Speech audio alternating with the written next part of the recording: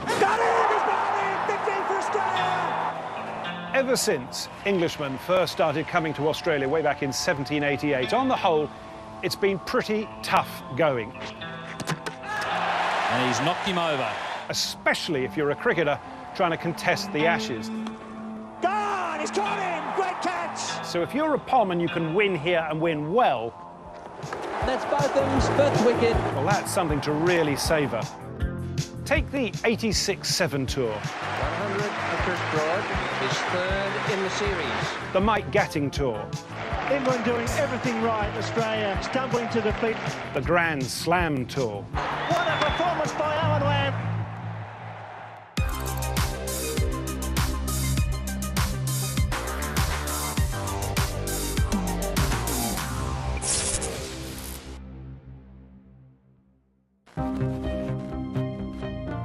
Before England even got on the plane, this was a groundbreaking tour. The previous winter, under the captaincy of David Gower, England had been in the West Indies and it had proved a disaster, not just because they were beaten 5-0, but also because of the numerous tabloid headlines they attracted for various alleged off-the-field activities. Keen to avoid a repeat performance, Lords decided to beef up the tour management team and had appointed Surrey's Mickey Stewart as England's first ever cricket manager. The way the game was going, I knew that it was essential that this type of job was necessary at every cricket-playing county, and also the way that the England side was being run, that it was necessary for England. England's captain was Mike Gatting. He had taken over from Gower the previous summer, and it was soon obvious that both he and Stewart saw life in the same way. We had a long chat about what sort of players we wanted, where we wanted to go with cricket, how we were going to plan. So we were looking sort of to keep the relationship going and actually do something different. One of the first decisions that the pair had to make surrounded Ian Botham. He'd only just come back into the England side after a ban for smoking cannabis, and some at Lords were nervous about taking him on tour. I said to him, I've heard that somebody said they might not want Ian to go, and he said, no, we need him to go. So that was it. I had a conversation with Beefy. I asked him if he wanted to go. He said, don't be stupid. Of course I do. And that was it. The key for both Gatting and Stewart was that the side should start playing as a team, and at early tour meetings, it was a message they tried to hammer home. I said, look, your statistics show you're top players. But if you apply that to as you operate as a side in recent times, you're absolute rubbish. We need to do something about it. I'd already spoken to Beefy as well. I said, look, with you, you know the press are going to be after you, so, you know, you need to practice, you know, reasonably sensibly and let's not give them anything to actually, you know, get on your back about. Initially, though, it did not go according to plan. The early weeks of the tour saw some depressingly familiar performances as England's batting stumbled from embarrassing collapse to collapse. The night before that first test match, we were written off. I think it was Martin Johnson in the Independent at the time. He said the England team was a team of cats. You know, can't bat, can't bowl, can't field. And he was right. Our record leading up to that test match was shocking. There was, however, in at least one person's mind, no need to panic. For Botham, these early days of the tour were about anything but cricket. I remember getting called in by the management and they said, you've done a great job, you've seen your boys, you know, the team spirit has never seen it better, everybody's bubbling, but can you just do us a favour? Maybe, you know, the test match is only a few days away, you know, could we start sort of switching on to cricket? I appreciate the fact the boys now know the difference between Cabernet and Shiraz and Sauvignon Blanc and Chardonnay, but is there any danger of cricket?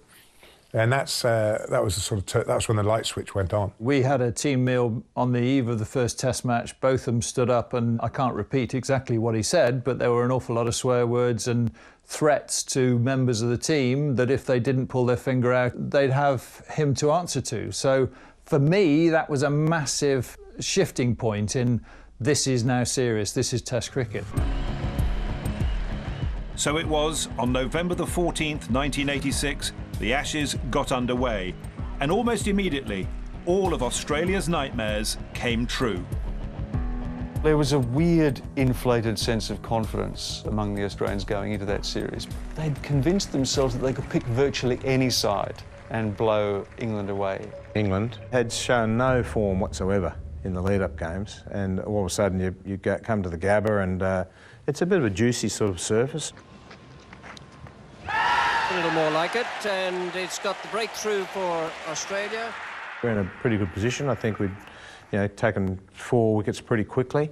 Gower is at the crease struggling, the ball nipping around a little bit, and both of them strides to the crease and starts playing as we know Ian can play. All good shots. When he hits them, they stay hit.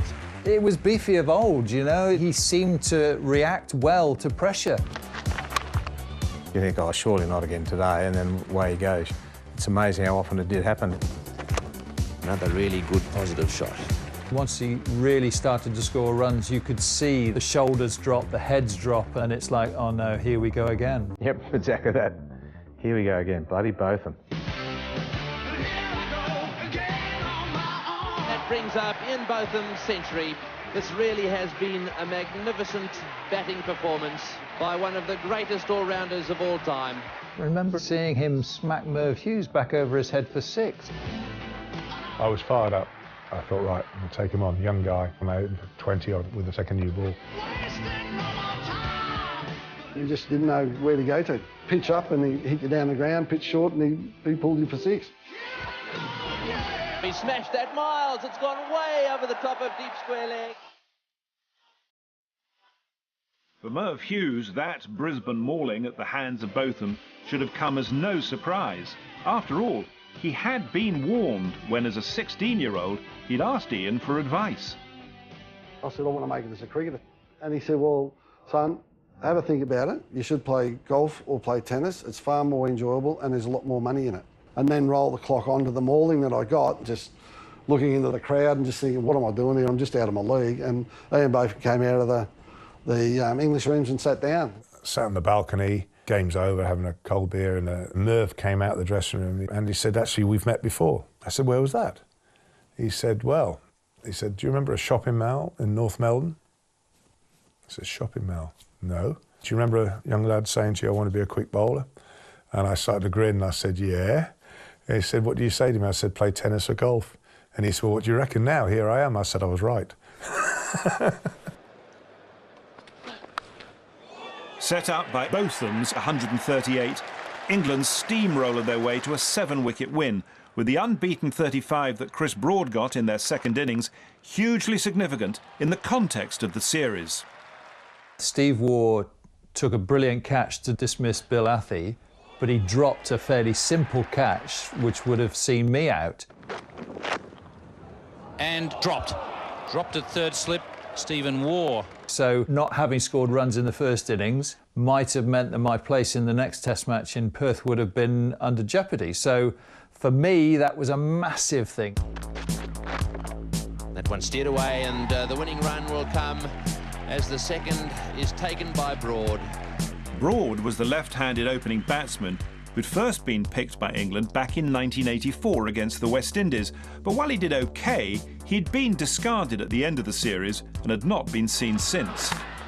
The 86-7 Ashes then was a chance to relaunch his international career, and he took it with both hands, scoring hundreds in the next 3 tests. What a great moment for Chris Broad. All in the first innings. So first innings runs from your opener. I mean, that's just like gold. He had an outstanding tour, and the way that he played and on the pitches that we played on, it favoured him a lot, and he took full advantage of it. And it was all credit the way that he kept going and the way that he played, because he always favoured the onside. They didn't realise he could play well on his legs, and they just kept bowling on his legs, and he kept getting hundreds. 100 for Chris Broad. His third in the series. Great effort. On occasion I did yell out, he's a left-hander. He's quite strong there.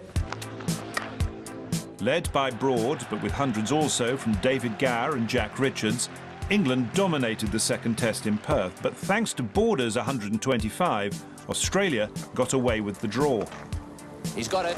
That's Alan Border's 20th Test century. What a magnificent fighting knock it is.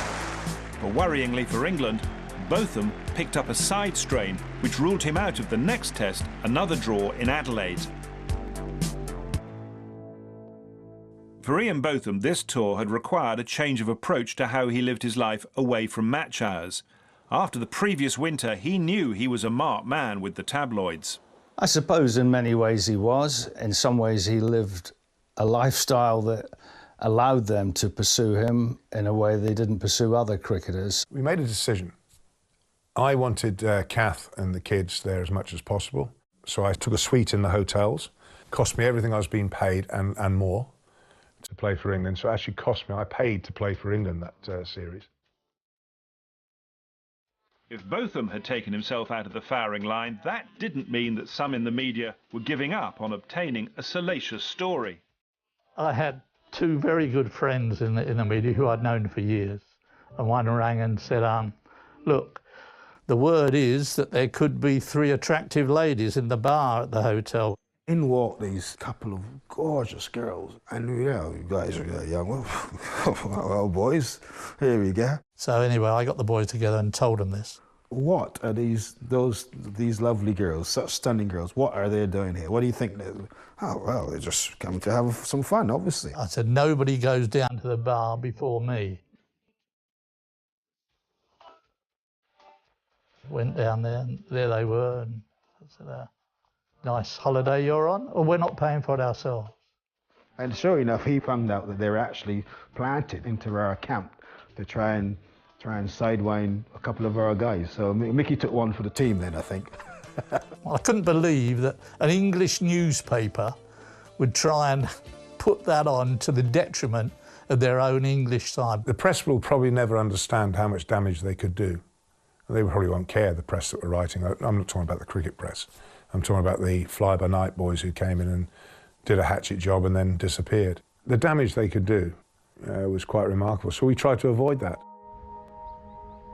With 2 test matches to play and England 1 up in the series, the roadshow now moved into Melbourne for that great Australian institution, the Boxing Day test match over there at the MCG. And straight away, England had an early Christmas present, with Botham declaring himself fit to play. I remember him saying, right guys, listen, we're playing Australia, we're 1-0 up, you know, 2 to play, there's no way I'm not playing this test match. I was in the crowd, like a loyal Melburnian, going to the first day on Boxing Day. And the first ball that Botham bowls, you thought, oh, this guy's obviously not fit. No, I bowled at about 45%, 50% maybe. Came off a short run and they kept getting out to me. Oh, he's got him. Botham has struck straight away. And taken by Jack Richards. Border can't believe he's played that stroke. Wide long up, nick. Someone else went to pull it and top edged it straight up in the air. End up with 5 wickets. That's just the way it is. Big appeal there for caught behind. He's gone. That's Botham's 5th wicket. Bowling half rat power, serious. The speed gun wouldn't have got him, I don't reckon. It would have been under the speed limit. Yeah, he took 5. Yeah, go figure. I can remember people streaming out at the end, you know, throwing tickets on the ground and you know, wringing their hands in despair at the fact that yes, Botham, once again, Botham had worked his magic. Once Australia had been bowled out for 141 and Broad had got his 3rd consecutive 100, there was only going to be one winner. And late on the 3rd afternoon, Gladstone Small took the catch that won the Ashes. He's hit it straight to Gladstone Small, so the Ashes are retained by England. 2-0 with 1 to play, we'd won the Ashes. Brilliant, doesn't get better than that. The other thing that I remember from that series is the sight of the England cricketers cavorting with Elton John in their dressing room afterwards. It was almost as though, you know, English cricket was kind of hugging itself with glee.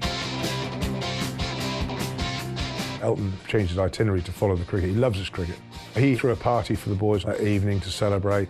I mean, we're back in Beefy Street and the doors burst open and in comes Elton, followed by a bunch of all the waiters, and they've got champagne and oysters. And he comes in, he says, right, where's the party? I think when we finished the next morning, the Melbourne office workers were making their way to work, and we were still going. And I guess that's why they call it the blues. In the Australian camp, of course, it was a very different story.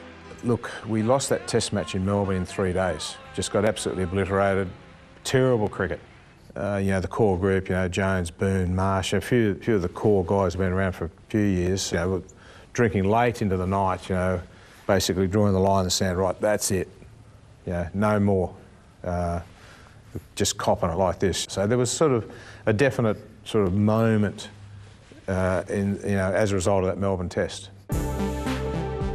And as it happened, the turnaround started in the very next test at Sydney, as Australia bowled England out in the penultimate over of the match.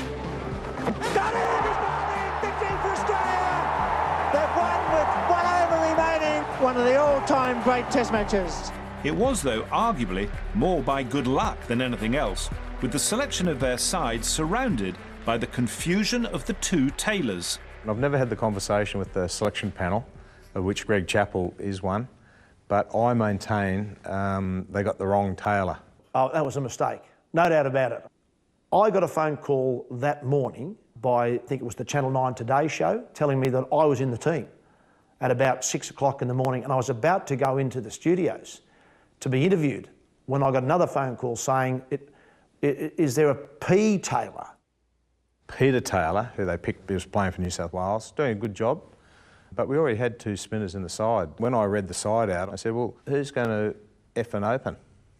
You know, I wasn't too happy. And the quicker one, and he could be out. So Ian Botham is out first ball. Peter Taylor has picked him up twice in this test match. So I maintain they got the wrong tailor, but Peter Taylor got man of the match. So Greg Chappell will say, yeah, they got the right tailor. What are you talking about? But that was by no means the end of the story. With the Ashes safely stowed in their luggage, Gatting's men now set about completing the Grand Slam by winning 2 one-day tournaments. In all, they played 14 one-day games and won 10 of them, with the most remarkable a game against Australia in Sydney. It all came down to the last over, with England needing a seemingly impossible for those days 18 runs to win. Yeah, that's another one of those, you know, toss and turn scenarios that I think about. You know, in today's cricket, you might think, oh yeah, well, they've brought the boundaries in, the bats are a bit different and all the rest of it, but it was just unheard of, that sort of scoring of 1 over. The odds favour Australia. Alan Lamb on strike to Bruce Reid. I hadn't hit a ball off the square till that last over. And I never forget, I went to Daffy de Freitas and I said, give me your bat, because this bat I've got is absolutely crap. I was sitting there just watching, thinking, Bruce Reid, best bowler, he gets it up there, it's going to be difficult to whack. But if there's one bloke can do it, Lammy can. That's 4. I got 2 with the first ball. I then got a 4. That makes it interesting. And then I hit him for 6. That's a big hit, it's gone for 6. There was a situation where the next ball might have been a 2, but he'd hit it into the outfield and only got 1. When the throw came in, he'd sort of jumped out of the road, put his bat back in his crease, and Bruce Reid missed the ball, and it went for an overthrow. Oh dear, just at the wrong time, the wheel's falling off. Then that's it, the teapots come on from AB and he's looking around and knows they're in trouble. Alan Border is still furious about that because he said I did it on purpose, and you can tell him it was quite right. I did it on purpose. I knew it. After all these years, he's finally admitted it. There it goes, it's in the gap, it's going over towards the boundary, it's 4 runs! What a performance by Alan Lamb! You know, you just think, I just can't believe we butchered that. You know, we shouldn't be losing those sort of games. The tour came to its official end on February the 11th, 1987, and as Gatting and his team started the long journey home with 3 trophies safely in their luggage, the future for England looked bright. The reality, though, was very different. And that is it. What just happened there? Everything we touched turned to gold for us. He actually transformed Australian cricket overnight, virtually. I just didn't think someone would become so infamous. That's all I need to say. Under immense pressure and immense tension, I'm afraid I just went. I probably would have dropped myself for that series, to be honest.